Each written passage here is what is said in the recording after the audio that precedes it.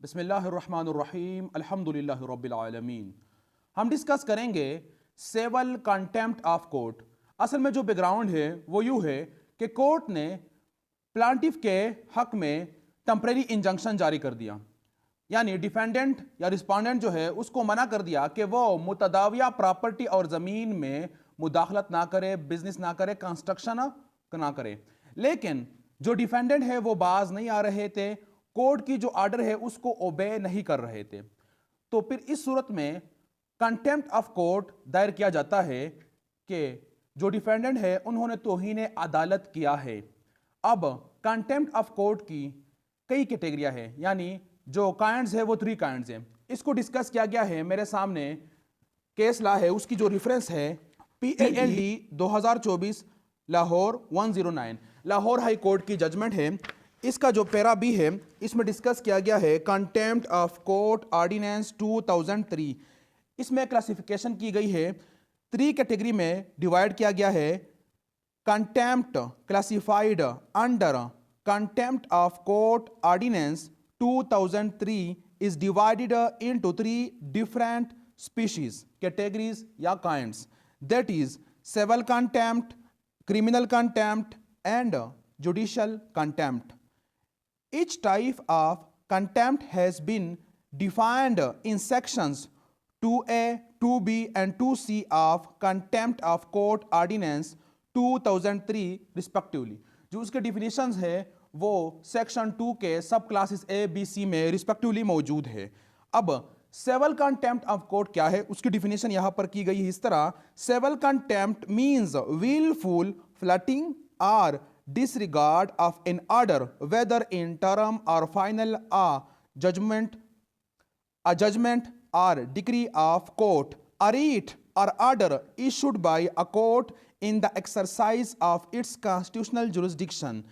an undertaking given to and record by a court or the process of court۔ تو یہاں پر یہ بتایا گیا ہے کہ کورٹ جو ہے وہ جب آرڈر جاری کرتی ہے، چاہے انٹرم ہو یا فائنل ہو، یا اسی طرح ججمنٹ ہو یا ڈگری، اور اسی طرح ریٹ جوریسڈکشن جو کانسٹیٹیوشنل جوریسڈکشن ہے آف ہائی کورٹس اور اسی طرح سپریم کورٹ کا، وہ جب ریٹ یا آرڈر جاری کرتا ہے، اب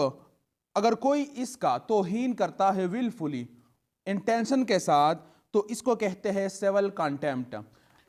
تو سیول کنٹیمپٹ جو ہے وہ تب شروع کیا جاتا ہے جب 3 انگریڈینٹ موجود ہو۔ Civil contempt can only be initiated if there is an order which is duly served upon alleged contemner and there is willful and malified non-compliance of such order by contemner who is a party in proceedings in his personal capacity۔ تو یہاں پر بتایا گیا کہ کنٹیمنر جو ہے اس کو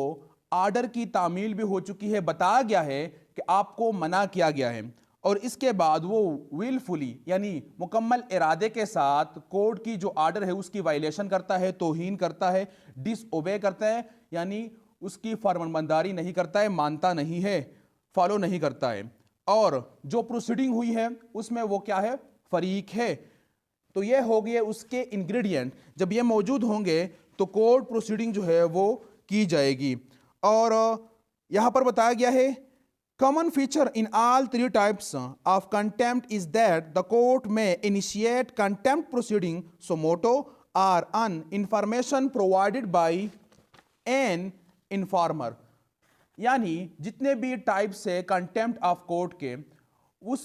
کی جو پروسیڈنگ ہے تب شروع کی جاتی ہے جب کورٹ کو پتہ چلے، سو موٹو لے لے، یا انفارمر آ جائے اور کورٹ کو انفارم کرے۔ تو یہاں سے معلوم ہو گیا کہ انفارمر جو ہے وہ ضروری نہیں ہے کہ وہ پارٹی ہو، فریق ہو پروسیڈنگ میں، یعنی تھرڈ پرسن بھی آ سکتا ہے اور بتاتا ہے کہ اس پراپرٹی کو کورٹ نے سٹے کیا ہے، یعنی اس کے متعلق انجنکشن جاری کیا ہے، لیکن یہ فریق جو ہے یا یہ جو ڈیفینڈنٹ جو ہے وہ کورٹ کی آرڈر کی تعمیل نہیں کر رہا ہے، اوبے نہیں کر رہا ہے، تو وہ بھی انفارمیشن دے سکتا ہے، اور اس انفارمیشن کی بنیاد پر کورٹ جو ہے وہ پروسیڈنگ شروع کر سکتا ہے۔ اب مین کویسچن جو ہے، ایشو یہ ہے کہ کون سا کورٹ جو ہے وہ کمپیٹنٹ ہے، جورسڈکشن رکھتا ہے کہ contempt of court per proceeding شروع کرے۔ تو میرے سامنے جو کیس لا ہے اس کی جو ریفرنس ہے وہ ہے 1999 SCMR पेज जो है 2215 सुप्रीम कोर्ट ऑफ पाकिस्तान की जजमेंट है। असल में यूं है कि ट्रायल कोर्ट ने टेम्परेरी इंजंक्शन जो एप्लीकेशन है उसको खारिज कर दिया। फिर एपेलेट जुरिस्डिक्शन जो रखता है डिस्ट्रिक्ट कोर्ट, उसने प्लांटिफ के हक में इंजंक्शन जारी कर दिया, यानी टेम्परेरी इंजंक्शन स्टेटस को जारी कर दिया। अब कंटेम्प्ट ऑफ कोर्ट हो गया, तो क्या हम ट्रायल कोर्ट में कंटेम्प्ट ऑफ कोर्ट का एप्लीकेशन दायर करेंगे या जो डिस्ट्रिक्ट कोर्ट है जो एपेलेट जुरिस्डिक्शन रखता है उसमें कंटेम्प्ट ऑफ कोर्ट दायर करेंगे? तो यहां पर बताया गया है कि नहीं, जो आर्डर जारी करता है टेम्परेरी इंजंक्शन का, उसकी वायलेशन हुई है तो उसी कोर्ट में कंटेम्प्ट ऑफ कोर्ट का भी एप्लीकेशन दायर किया जाएगा। अब कंटेम्प्ट ऑफ कोर्ट का जो एप्लीकेशन दायर किया जाता है इस तरह की सिचुएशन में जहां पर टेम्परेरी इंजंक्शन जो इंजंक्टिव आर्डर है उसकी तौहीन की गई होती है, तो हम एप्लीकेशन दायर करेंगे आर्डर 39 रूल 23। उसमें बताया गया है कि एप्लीकेशन फिर दायर किया जाएगा और कोर्ट जो है वो प्रोसीडिंग शुरू करेगा और जो कंटेमनर है उसको 6 महीने की डिटेंशन यानी सिविल प्रिजन इंप्रिजनमेंट हो सकती है और जो प्रॉपर्टी है उसको अटैच भी किया जा सकता है 1 साल के मुद्दत तक। अब मेन क्वेश्चन ये है कि कौन सा कोर्ट जो है वो कॉम्पिटेंट है। तो जो जजमेंट है, जो केस ला है, उसका पैरा सी है, उसमें बताया गया है contention that proceedings taken by the transferee court and ordered pass by said court were illegal and without jurisdiction as the original order of status quo had been passed by some other court had no substance in circumstances। जहां पर यह बताया गया है कि जो transferee court है यानी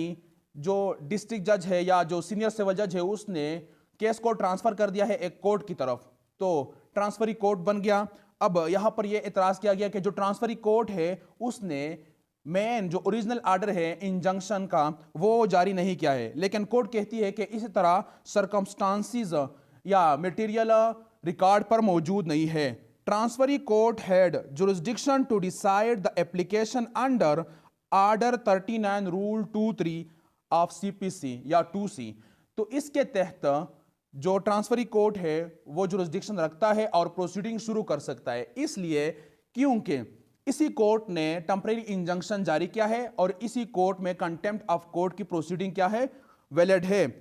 और इसी प्रिंसिपल को डिस्कस किया गया है 1994 MLD पेज जो है 827, उसको डिस्कस करते हैं, वो बहुत ज्यादा वाज़ेह है। तो इस जजमेंट का पैरा बी है, उसमें बताया गया है it was then argued that under the law proceedings under order 39 rule 2C या 23 of CPC could only be taken by the same court which had granted a interim injunction। तो यहां पर categorically बताया गया कि जो इंटरम इंजंक्शन का order जारी करता है वही कोर्ट कॉम्पिटेंट है कि उस कोर्ट में कंटेम्प्ट ऑफ कोर्ट की एप्लीकेशन दायर किया जाए और वही कोर्ट जो है वो प्रोसीडिंग शुरू करे। और जो यही सेक्शन जो है ऑर्डर 39 रूल 2C उसमें बताया गया है, जरा इसको डिस्कस करते हैं। तो हमारे सामने ऑर्डर 39 है, उसका जो रूल 2 है उसका हेडिंग ये है इंजंक्शन टू रिस्ट्रेन रिपीटिशन और कंटिन्यूएंस ऑफ ब्रीच। यानी जब इंजंक्शन जारी हो गया अब उसकी कंटिन्यूस ब्रीच हो रहा है या रिपीटिशन हो रहा है तो उसको रिस्ट्रेन किया जाए, रोका जाए, यानी वायलेशन जो है कोर्ट की ऑर्डर का वो रोका जाए। अब जो 2C यानी सब रूल 3 जो है इसमें बताया गया है इन केस ऑफ डिसओबीडियंस और of breach of any such terms, यानी जब डिसओबीडियंस की सिचुएशन हो, कोर्ट की ऑर्डर की फरमानबरदारी नहीं हो रही हो, ओबे नहीं किया जा रहा हो, तो फिर the court granting an injunction में order the property of person guilty of such disobedience or breach to be attached and may also order such person to be detained in civil prison for a term not exceeding 6 months unless in the meantime the court directs his release। तो यहाँ पर यह बताया गया है कि court जो है उसको डिटेन कर सकता है सिविल प्रिजन में, और जो प्रॉपर्टी है उसको भी अटैच कर सकता है। लेकिन जो मेन सेंटेंस है, जो हमारा मतलब है वहां पर, the court granting an injunction may order the property of the person, यानी जो कोर्ट इंजंक्शन जारी करता है, यानी वो कोर्ट जिसने इंजंक्शन जारी किया है, वही कोर्ट क्या कर सकता है, गिल्टी जो है उसको पनिशमेंट दे सकता है, या उसको जेल में भेज सकता है, सिविल डिटेन कर सकता है, यानी 6 महीने तक कैद कर सकता है, या उसकी प्रॉपर्टी है उसको अटैच कर सकता है।